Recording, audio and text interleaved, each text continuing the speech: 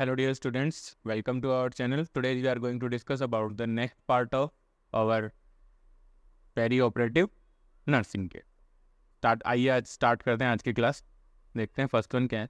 Index. First one की अब तक आपने देखा कि हमारे चैनल पे 4 क्लासें आ चुकी हैं. आज ये 5वीं क्लास है पेरी ऑपरेटिव नर्सिंग केयर के बारे में. आइए देखते हैं अब तक हमने इन 4 क्लासों में क्या क्या स्टडी किया है. तो फर्स्ट वन पॉइंट हमने स्टडी किया है पेरी ऑपरेटिव नर्सिंग की. पेरी ऑपरेटिव नर्सिंग होती क्या है, क्या इसकी फेजेज हैं, कैसे इसको डिफाइन किया गया है, क्या इसके गोल्स हैं, वो सारा हमने फर्स्ट क्लास के अंदर देखा. सेकंड वन देखा हमने classification of the surgical procedure की. जो भी सर्जिकल प्रोसीजर्स थे उनका क्लासिफिकेशन देखा हमने. उनका classification on the basis of their type और on the basis of their urgency की. टाइप के बेसिस पे क्या है, रिकन्स्ट्रक्टिव है, कौन सा जो क्या बोलते हैं रिकन्स्ट्रक्टिव है, कॉस्मेटिक सर्जरीज हैं, कौन सा रिपेयरिंग के लिए आ रही है, ठीक है, कौन सा डिजीज़ को एलिवेट करने के लिए, डिजीज़ को दूर करने के लिए कौन सी सर्जरी है, किस टाइप की है, ठीक है, रिप्लेसमेंट सर्जरीज होती हैं. तो ये सारे टाइप्स हमने पढ़े. नेक्स्ट हमने देखा था अर्जेंसी के बेसिस पे, ठीक है, रूटीन सर्जरीज होती हैं, प्लान सर्जरीज थी, ठीक है, इमरजेंसी सर्जरीज थी, ठीक है, ये सारा हमने देखा. नेक्स्ट देखा हमने phases of perioperative nursing के बारे में हमने देखा. नेक्स्ट हमने देखा था कि फेजेज जो पेरी ऑपरेटिव नर्सिंग है उसको 3 फेजेज में डिवाइड किया गया था, प्री ऑपरेटिव, इंट्रा ऑपरेटिव और पोस्ट ऑपरेटिव फेज. नेक्स्ट हम देखते हैं preoperative phases of perioperative nursing के बाद हमने देखा था, हमने 1 बाई 1 जो स्टेप्स थे phases of perioperative nursing के 1 बाई 1 हमने डिस्कस करना शुरू किया था. उसके बाद हमने देखा था कि पेरी ऑपरेटिव फेज क्या होती है, कब स्टार्ट होती है, ठीक है, कौन कौन से इसके एस्पेक्ट्स थे देखा था. उसके बाद हमने देखा था कि पेरी ऑपरेटिव फेज के अंदर हमने देखा था कि कंसेंट क्या है, कौन लेता है, किसकी रिस्पॉन्सिबिलिटी होती है, मेंटली इल क्लाइंट के लिए कौन कंसेंट देगा, ठीक है, न्यूट्रिशन का क्या रोल है, before surgery, after surgery, elimination, ठीक है, और सर्जिकल साइड को कैसे प्रिपेयर करना है. नेक्स्ट देखा था हमने प्री ऑपरेटिव क्लाइंट टीचिंग कि भाई जब आप सर्जरी के लिए किसी पेशेंट को भेज रहे हो तो उसको pre operative client teaching. Pre operative client teaching का मतलब है कि आपने ऑपरेशन से पहले पेशेंट को बताना होता है सारी चीज़ें, मतलब मेंटली उसको प्रिपेयर करना होता है, साइकोलॉजिकली उसको प्रिपेयर करना होता है, साथ के साथ उसे बताना होता है कि पोस्ट ऑपरेटिव ये कॉम्प्लिकेशंस होते हैं और पोस्ट ऑपरेटिव के अंदर हमें ये केयर प्रोवाइड करनी होती है, ठीक है, जो भी डिफरेंट टाइप की केयर्स होती हैं. नेक्स्ट हम देखिएगा exercise in post operative period. हमने देखा था कि पोस्ट ऑपरेटिव पीरियड के अंदर बहुत सारे कॉम्प्लिकेशंस डेवलप होते हैं, मोस्ट कॉमनली थोरेसिक और एब्डोमिनल सर्जरीज के अंदर. उन सबको प्रिवेंट करने के लिए हम क्या कर रहे थे, पोस्ट ऑपरेटिव पीरियड के अंदर कुछ एक्सरसाइजेज थी जो हम क्या कर रहे थे, क्लाइंट को प्री ऑपरेटिव फेज के अंदर ही हम उसको टीचिंग दे रहे थे, उसके बारे में बता रहे थे. तो जो भी अपनी एक्सरसाइजेज थी जैसे कि ब्रीथिंग एंड कपिंग एक्सरसाइजेज थी, ठीक है, इंसिजन को एक्सप्लेन करना था, लेग एक्सरसाइज थी, फुट एक्सरसाइजेज थी, तो ये सारी हमने पेशेंट को बताई हैं. नेक्स्ट अब तक हमने ये सब डिस्कस कर लिया. नेक्स्ट हम डिस्कस किया था साइकोसोशियल प्रिपरेशन की. पेशेंट की सर्जरी से पहले हमें क्या करना था, साइकोसोशियल प्रिपरेशन भी करनी थी कि उसको मेंटली उसको जो भी उसके क्वेश्चंस थे, ठीक है, जो भी उसकी एंजाइटी थी related to surgical procedure, surgical steps after the surgery, pain management, वो सारा कुछ हमने साइकोसोशियल प्रिपरेशन के अंदर हमने डिस्कस किया. नेक्स्ट हमने डिस्कस किया था कि प्री ऑपरेटिव चेकलिस्ट की. मान लीजिए आप ये सारे काम आपने पेशेंट के साथ हो गए, ठीक है, कर लिए हैं. अब लास्ट में जब आप पेशेंट को इंट्रा ऑपरेटिव फेज के अंदर भेज रहे हो, मतलब ऑपरेटिंग रूम के अंदर भेज रहे हो सर्जरी होने के लिए, उस टाइम पे एक फाइनल चेकिंग की जाती है जिसको बोला जाता है प्री ऑपरेटिव चेकलिस्ट. तो प्री ऑपरेटिव चेकलिस्ट के बारे में हमने देखा था कि हमें क्या क्या चेक करना है, जो भी काम हमने किए थे बस उनको चेक करना होता है, ठीक है, वो उसमें प्री ऑपरेटिव चेकलिस्ट के अंदर. नेक्स्ट हमने देखा medical condition affecting the client surgery. ऐसे कौन कौन सी मेडिकल कंडीशन थी जो भी सीवीएस की थी, रीनल सिस्टम की थी, ठीक है, न्यूरोलॉजिकल्स थी, ठीक है, तो उन सारी कंडीशंस, ऐसी कंडीशन, ऐसे डिसऑर्डर्स, रेस्पिरेटरी डिसऑर्डर्स थे, जो भी वाइटल ऑर्गन्स के जो डिसऑर्डर्स थे वो सर्जरी में पेशेंट को कैसे अफेक्ट कर रहे थे, उसके बारे में हमने डिटेल स्टडी की है. नेक्स्ट हमने देखा था medication affecting the client in surgery कि अगर आपका पेशेंट पुराने समय से काफ़ी लंबे टाइम से किसी मेडिसिन के ऊपर है, मेडिसिन ले रहा है, तो वो पर्टिकुलर मेडिसिन आज की सर्जरी में, करंट सर्जरी के अंदर, करंट प्रोसीजर के अंदर कैसे अफेक्ट कर रही है, ठीक है, ये सारी चीज़ें हमने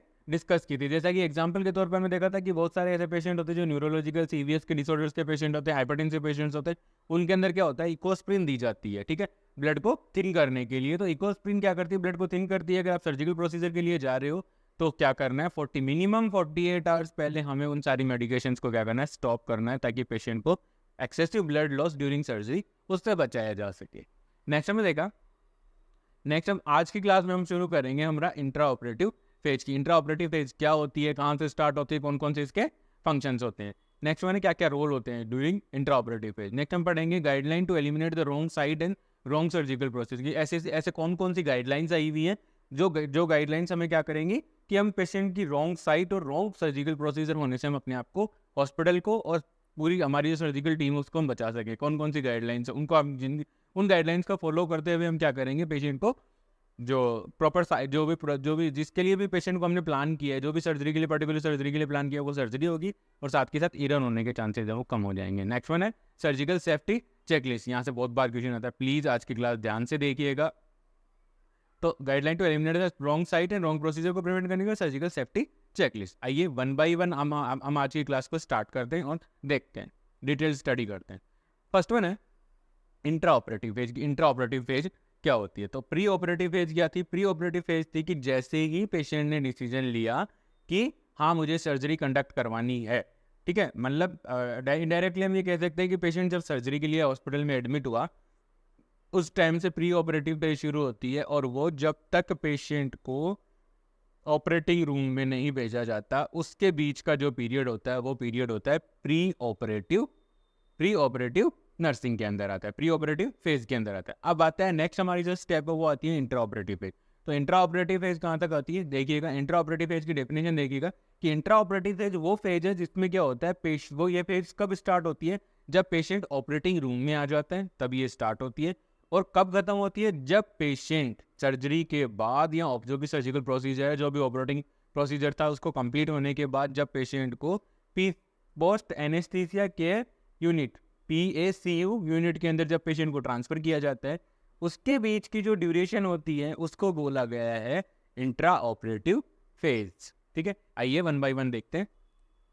फर्स्ट वन डेफिनेशन है the intraoperative phase start when the client is shifted to the operating room. जब ये स्टार्ट कब होती है, जब पेशेंट को ऑपरेटिंग रूम के अंदर ट्रांसफर कर दिया जाता है। And when the client is transfer to PACU post anesthesia care unit. और कब एंड होती है, जब क्लाइंट को सर्जिकल प्रोसीजर खत्म होने के बाद पेशेंट को पोस्ट एनेस्थीसिया केयर यूनिट के अंदर ट्रांसफर किया जाता है। इस बीच की जो ड्यूरेशन होती है उसको बोला जाता है इंट्रा ऑपरेटिव फेज। नेक्स्ट है guideline to eliminate the wrong site and wrong surgical procedure की। रॉन्ग सर्जिकल प्रोसीजर को और जो रॉन्ग साइड है उसको एलिमिनेट करने के लिए कि गलती से भी पेशेंट का गलत जगह का ऑपरेशन ना हो जाए। मान लीजिए ऑपरेशन था राइट साइड का, कर दिया लेफ्ट साइड का, तो ये नहीं होना चाहिए। जैसे इन केस ऑफ हर्निया, ठीक है, हर्निया है, एंड हर्निया के अंदर क्या होता है, दोनों साइड हर्निया होने के चांसेस, दोनों साइड मतलब राइट इंग्वाइनल हर्निया हो सकता है। मैं एक एग्जाम्पल दे रहा हूँ कि राइट इंग्वाइनल हर्निया हो सकता है और लेफ्ट इंग्वाइनल हर्निया, दोनों साइड के हर्निया हो सकते हैं। तो हमें क्या करना है, साइड को अच्छे से सेलेक्ट करना है, मार्क करना है, सारी चीज़ें कौन कौन सी चीज़ें हम देखते हैं। देखिए, ठीक है, मान लीजिए किसी पेशेंट का करना राइट का ही साइड, राइट का था, प्लान राइट का किया हुआ था, लेकिन कहीं ना कहीं एरर हो गया और पेशेंट ऑपरेट हो गया लेफ्ट साइड से। तो ये चीज़ें रॉन्ग होती हैं, गलत होती हैं और इनकी वजह से बहुत सारी मुसीबत आ सकती है। नेक्स्ट देखिए, द सर्जन मीट कैसे प्रिवेंट करना है कि गलत साइट ना हो, गलत प्रोसीजर ना हो, गलत पेशेंट पे ना हो जाए। ठीक है, कई बार एक ही नाम के दो पेशेंट होते हैं तो उस कंडीशन के अंदर भी एरर होने के चांसेस होते हैं। हम बहुत ज़्यादा ओवर कॉन्फिडेंट हो जाते हैं कि हाँ इस फलाने पेशेंट का तो यही था, मैंने देखा था, सुबह आते ही हमने चेक कर लिया था। तो उस कंडीशन के अंदर क्या करना है, एरर होने के चांसेस बहुत ज़्यादा हो जाते हैं। ठीक है, तो इसलिए हमें क्या करना है, रिकन्फर्म करना, बार बार रिकन्फर्म करना। आप इस फेज के अंदर आप सबसे ज़्यादा जो पॉइंट नोटिस करोगे वो यही पॉइंट होगा कि आप देखोगे कि पेशेंट को बार बार उसका आइडेंटिफिकेशन बैंड को चेक किया जा रहा है, उसकी हिस्ट्री ली जा रही है, उसकी जो डॉक्यूमेंट्स थे, उसकी जो फाइल होती है, ठीक है, मेडिकल रिकॉर्ड्स होते हैं, उनसे उसका नाम कंफर्म किया जा रहा है, सर्जिकल साइट को बार बार देखा जा रहा है। ये चीज़ें आप इस पेज के अंदर बहुत बार नोटिस करोगे। यही चीज़ें क्या करती हैं, एरर होने के चांसेस होते हैं उनको प्रिवेंट करती है। तो फर्स्ट वन पॉइंट है the surgeon meet with the client meet with the patient in the preoperative area. कि जो सर्जन है जिसने ऑपरेशन प्लान किया वो क्या करेगा, क्लाइंट के साथ जो भी ऑपरेशन थिएटर होता है उसके अंदर फेज, मतलब उसको डिवाइड किया गया है जोन्स के अंदर। तो प्री ऑपरेटिव, ठीक है, उसके बाद पोस्ट ऑपरेटिव आता है और इंट्रा ऑपरेटिव आगे रहता है। ठीक है, ये इंट्रा ऑपरेटिव की स्टेराइल जोन है जहाँ पे हर कोई नहीं जा सकता। ठीक है, तो इसमें देखिएगा कि the surgeon meet with the patient in the preoperative area. कि जो सर्जन होगा वो क्या करेगा, जैसे ही पेशेंट इंट्रा ऑपरेटिव के अंदर आता है या फिर ऑपरेशन थिएटर के अंदर आता है तो सर्जन क्या करेगा, सबसे पहले जा करके पेशेंट से मिलेगा और उससे अपना नाम वगैरह सब कुछ आइडेंटिफाई करेगा। ठीक है, तो सर्जन आकर के प्री ऑपरेटिव एरिया के अंदर मिल लेगा तो क्या होगा, सर्जन ने प्लान किया तो सर्जन को पता है कौन सा पेशेंट है, तो यहाँ पे एरर होने के चांसेस कम हो गए। साथ के साथ देखिए नेक्स्ट है use surgical marker to mark the surgical site. तो डिफरेंट स्पेशल टाइप के जो मार्कर्स आते हैं जो सर्जिकल साइट को मार्क करने के लिए काम में लिए जाते हैं, ठीक है, जिनका बॉडी पे कोई रिएक्शन नहीं होता है, ऐसे मार्कर्स यूज होते हैं सर्जरी की साइट को मार्क करने के लिए।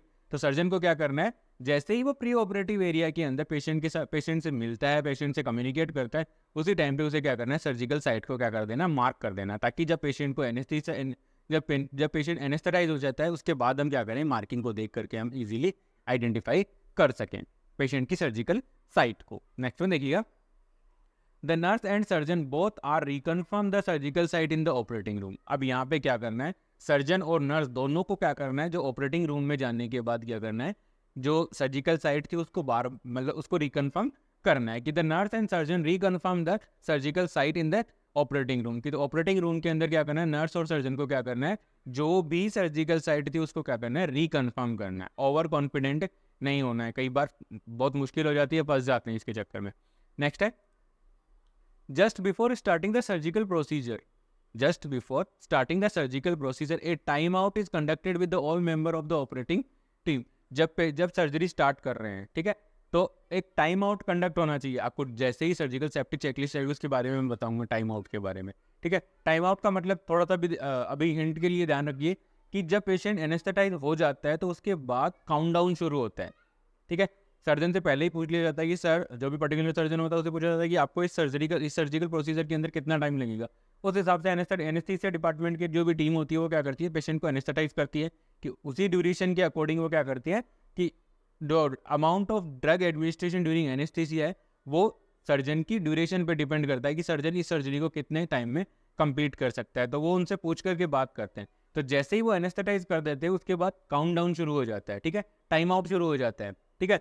मतलब यहाँ से टाइम आपका माइनस में शुरू हो चुका है, ठीक है। स्टॉप बार जैसे शुरू हो जाता है कि अब आपके पास टाइम में वो घट रहा है धीरे धीरे, एक सेकंड आपकी कम हो रही है। क्यों हो रही है, क्योंकि जो मेडिसिन दी थी अब उसका टॉप लेवल उन्होंने इंजेक्ट कर दिया, उसके बाद अब वो मेडिसिन वो धीरे धीरे कम होती रहेगी। तो इसके लिए क्या करना है, सर्जन से पहले ही पूछ लिया जाता है कि सर आपको इस प्रोसीजर में, सर्जिकल प्रोसीजर के अंदर आपको कितना टाइम लगेगा। तो उसके अकॉर्डिंग ही वो एनेस्थीसिया की मेडिकेशन उनकी डोज कैलकुलेट करते हैं, ठीक है। तो इस टाइम पे क्या करना है, टाइम आउट कंडक्ट किया जाता है ऑल मेंबर्स के साथ, जो भी ऑपरेटिंग टीम के जो भी मेंबर्स होते हैं, जैसे कि ओटी टेक्नीशियंस हो सकते हैं, सर्जन होता है, एनेस्थेटाइज होते हैं, नर्स होते हैं, ओटी टेक्नीशियंस होते हैं, इन सबके साथ एक टाइम आउट कंडक्ट किया जाता है, ठीक है। इसके दौरान ये क्या करते हैं, टाइम आउट के दौरान ये क्या करते हैं, अपने अपने रोल्स, अपना नाम बताते हैं और रोल बताते हैं कि मैं ए, एग्जाम्पल के तौर पे ए जो surgeon, B anaesthesia, C scrub nurse, D circulating nurse, ये सारी चीज़ें डिस्कस की जाती है टाइम आउट के अंदर। टाइम आउट के अंदर सब एक दूसरे को ये बताते हैं ताकि सबको पता रहे कि किसका क्या रोल है, ठीक है, और ताकि पर्टिकुलर रोल के लिए उसी को बोला जा सके, ठीक है। तो ये था कि just before starting the surgical procedure A time out is conducted with the all member of the operating team. Operating team के जो भी मेंबर्स हैं उन सबके साथ एक टाइम आउट कंडक्ट किया जाता है। नेक्स्ट वन देखिएगा, before making the incision the nurse and surgeon both reconfirm the surgical site. आ गया दोबारा से ये पॉइंट कि आपने आते ही सर्जन, मतलब जैसे ही पेशेंट इंट्रा ऑपरेटिव फेज के अंदर आया, पेशेंट को आपने प्री ऑपरेटिव एरिया के अंदर रखा, प्री ऑप के अंदर रखा, प्री ऑप में आपने रखा तो पेशेंट जो सर्जन है वो क्या करेगा, पेशेंट से जाके मिलता है उसके उसी टाइम पे वो उसको आइडेंटिफाई करता है प्रॉपर आइडेंटिफाई करने के प्रॉपर आइडेंटिफाई करने के बाद सर्जिकल मार्कर्स का यूज करते हुए वो मार्किंग कर देगा सर्जिकल साइट को मार्क करने के बाद क्या होगा, पेशेंट आ गया आपका ऑपरेटिंग टेबल के ऊपर, वहाँ एनेस्थेटाइज हो गया। उसके बाद भी आपको दोबारा से उस मार्किंग को चेक करना है, रिकन्फर्म करना है पेशेंट के डॉक्यूमेंट्स के साथ, पेशेंट की जो मेडिकल रिकॉर्ड्स हैं उनके साथ आपको क्या करना है, पेशेंट की सर्जिकल साइट को क्या करना है, रिकन्फर्म करना है ताकि ईरर होने से बचाया जा सके। नेक्स्ट वन है, when the client arrived in the operating room. जब क्लाइंट ऑपरेटिंग रूम के अंदर आ जाता है, the operating room nurse will verify the identification with verbal response and will check the client chart. जैसे ही पेशेंट ऑपरेटिंग रूम के अंदर आता है तो नर्स रिसीव करती है पेशेंट को। नर्स रिसीव कर रही है तो उस टाइम उसे क्या करना है, जैसे ही उसको मेडिकल रिकॉर्ड या पेशेंट की फाइल मिलती है तो नर्स को क्या करना है, नाम बोलना है कि फलाने नाम का पेशेंट कौन है, ठीक है। पर्टिकुलर जैसे हम नाम ले लेते हैं किसी का भी, ठीक है, नाम ले लेते हैं कि रमेश है तो रमेश कौन है, ठीक है। फाइल उठाई, फाइल में बोलेंगे रमेश तो रमेश बोल देगा कि हाँ मैडम मैं यहाँ सर मैं जो भी पर्टिकुलर ऑफिसर ड्यूटी पे होगा, ठीक है। तो जैसे ही वो आइडेंटिफाई करेगा तो उसको वर्बल रेस्पॉन्स देख लिया कि भाई रमेश का नाम लिया, तो बाकी सारे किसी ने नहीं बोला, लेकिन एक रमेश था वही बोल रहा है, तो इसका मतलब है कि हमने क्या किया, पेशेंट को आइडेंटिफाई कर दिया। साथ के साथ हमें क्या करना है, पेशेंट को एट द टाइम जिस टाइम हम पेशेंट को ऑपरेटिंग रूम में रिसीव कर रहे हैं, उस टाइम पे हमें क्या करना है, पेशेंट की फाइल को अच्छे से एग्जामिन करना है, किसी की गलत फाइल तो नहीं आएगी। कई बार क्या होता है कि मान लीजिए ऊपर का पेज तो रमेश का था, बाकी सारे विकास के थे, तो वो सारी चीज़ें को प्रिवेंट करने के लिए हमें क्या करना है, क्लाइंट्स के रिकॉर्ड प्रॉपरली चेक करने, क्लाइंट की फाइल को चेक करना है, साथ के साथ हमें पेशेंट का वर्बल रेस्पॉन्स के साथ हमें देखना है, उसका नाम पूछना है और उसका वर्बल रेस्पॉन्स चेक करना है कि पेशेंट कैसे वर्बलाइज कर रहा है अपने नाम को। ठीक है, नेक्स्ट वन है the operating room nurse check the patient record for is completeness और इट्स लाइक कंसेंट। ठीक है, तो जब आप पेशेंट को रिसीव कर रहे हो, तो ऑपरेटिंग रूम के अंदर जब आप पेशेंट को रिसीव कर रहे हो, जब वो जो पेशेंट प्री ऑपरेटिव फेज से इंट्रा ऑपरेटिव फेज के अंदर आ रहा है, तो आप नर्स क्या करती है, पेशेंट को रिसीव करती है ऑपरेटिंग रूम के अंदर। उस टाइम पे नर्स को क्या करना है, पेशेंट की जो फाइल है या जो पेशेंट के रिकॉर्ड्स हैं उनको उनकी कंप्लीटनेस के लिए कि भाई कंप्लीट है कि नहीं है, जो डॉक्यूमेंट्स होने चाहिए वो सारे डॉक्यूमेंट्स उसमें हैं कि नहीं है, उसके लिए क्या करना है, चेक करना है। ठीक है, कंप्लीटनेस के लिए नर्स क्या करेगी, उस रिकॉर्ड्स को क्या करेगी, चेक करेगी। अब रिकॉर्ड्स के अंदर क्या क्या इंपॉर्टेंट चीज़ें जो नर्स को चेक करनी है, सबसे इंपॉर्टेंट है इन्फॉर्म कंसेंट। जब तक कंसेंट नहीं है तो कोई मतलब ही नहीं है, आप सर्जरी कंडक्ट कर सकते हो। ठीक है, तो आपको क्या करना है, इन्फॉर्म कंसेंट देखना है कि साइन है कि नहीं है, सर्जन के साइन है कि नहीं है, ठीक है, पेशेंट के साइन है कि नहीं है, पेशेंट की विटनेस के साइन है कि नहीं है। तो ये सारी चीज़ें हमें क्या करनी है, चेक करनी है जब हम पेशेंट को रिसीव कर रहे हैं ऑपरेटिंग एरिया के अंदर। नेक्स्ट वन है हिस्ट्री एंड फिजिकल एग्जामिनेशन, के भाई का जो पेशेंट था उसका हिस्ट्री और फिजिकल एग्जामिनेशन हुआ है कि नहीं हुआ, वो सारा हमें चेक करना है। नेक्स्ट चेक करना है हिस्ट्री ऑफ एलर्जिक रिएक्शन, की पेशेंट को किसी स्पेशल चीज़ से कुछ भी, जैसे लेटेक्स की एलर्जी के बारे में हमने बात की थी। ठीक है, तो इस टाइप की लेटेक्स एलर्जी या इससे रिलेटेड कोई भी एलर्जी तो नहीं है पेशेंट को, ताकि हमें इंट्रा ऑपरेटिव फेज के अंदर, इस इंट्रा ऑप के अंदर हमें ये ध्यान रहे कि हम पेशेंट को उन एलर्जी से, उन रिएक्शंस को हम पेशेंट को क्या करें, बचा सके। तो ये सारी चीज़ें नर्स पेशेंट को जब ऑपरेटिंग रूम में रिसीव कर रही है, उस टाइम पे नर्स को क्या करनी है, ये चेक करनी है। नेक्स्ट वन है the anaesthesia team will administer the prescribed anaesthesia. तो इसके बाद क्या होगा, जो एनेस्थीसिया की जो टीम होगी वो प्रिस्क्राइब एनेस्थीसिया है उसको एडमिनिस्टर करेगी। जो एनेस्थीसिया टीम है वो क्या करेगी, एनेस्थीसिया एडमिनिस्टर करेगी। ठीक है, जो भी पर्टिकुलर सर्जन से पूछ लिया जाता है कि सर आपको ये इस सर्जन में कितना टाइम लगेगा, पेशेंट की कॉम्पेटिबिलिटी और सर्जन की जो कम्फर्टनेस है उसके अकॉर्डिंग क्या किया जाता है, एनेस्थीसिया है वो डिसाइड किया जाता है कि पेशेंट इस एनेस्थीसिया को टॉलरेट कर सकता है कि नहीं कर सकता, सर्जन इस एनेस्थीसिया या जिस टाइप के एनेस्थीसिया के अंदर ऑपरेट कर पाएंगे कि नहीं कर पाएंगे। इन दोनों बहुत सारे फैक्टर्स होते हैं। ठीक है, बट मोस्ट कॉमनली ये दो फैक्टर्स होते हैं कि पेशेंट एनेस्थीसिया टॉलरेट करेगा कि नहीं करेगा। ठीक है, मान लीजिए किसी ने सर्जन ने बोला कि मैं ये केस जनरल एनेस्थीसिया के अंदर करना चाहता हूँ, तो जनरल एनेस्थीसिया आपका पेशेंट टॉलरेट करेगा कि नहीं करेगा। ठीक है, एनेस्थीसिया में तो मान लीजिए पेशेंट टॉलरेट कर रहा है, तो सर्जन की नीड को देखा जाता है कि भाई सर्जन को इसके लिए इसमें कितना टाइम लगेगा, पेशेंट कंफर्टेबल रहेगा कि नहीं रहेगा। तो ये सारी चीज़ें देख करके ही एनेस्थीसिया है वो डिफाइन किया जाता है, डिसाइड किया जाता है कि which type of anesthesia should be given to the patient, कि पेशेंट को कौन सा टाइप का एनेस्थीसिया हमें एडमिनिस्टर करना है। ठीक है, नहीं ये सारा काम, ये सारा सब कुछ होने के बाद एनेस्थीसिया टीम क्या कर देगी, पेशेंट को एनेस्थेटाइज कर देगी। नेक्स्ट है note verification of the client and surgical site is critical, it's done very carefully. तो यहाँ पे मैं नोट लगा कर ये बताया गया है कि क्लाइंट का वेरिफिकेशन साथ के साथ उसकी सर्जिकल साइट का वेरिफिकेशन, ये बहुत ही क्रिटिकल थिंग्स है और इनको बहुत ही केयरफुली, बहुत ज़्यादा ध्यान रखते हुए हमें इन चीज़ों को क्या करना होता है, कंडक्ट करना होता है। क्योंकि कई बार दो नाम के एक साथ पेशेंट होते हैं, दो नाम के मेल पेशेंट है, ठीक है, दोनों का नाम रमेश है, ठीक है, तो उस कंडीशन के अंदर क्या होते हैं, पेशेंट के साथ एरर होने के चांसेस होते हैं। तो इसीलिए हमें क्या करना है, बार बार पेशेंट को आइडेंटिफाई करना है, साथ के साथ हमें क्या करना है, पेशेंट की सर्जिकल साइट को आइडेंटिफाई करना है, ताकि हम पेशेंट को और अपने आप को एरर करने से बचा सकें। तो यही है हमारा guideline to eliminate the wrong surgical site. ठीक है, और प्रोसेस जो भी सर्जिकल प्रोसेस उसको रॉन्ग होने से हम बचा सकते हैं। आगे देखें, आगे सर्जिकल सेफ्टी चेकलिस्ट।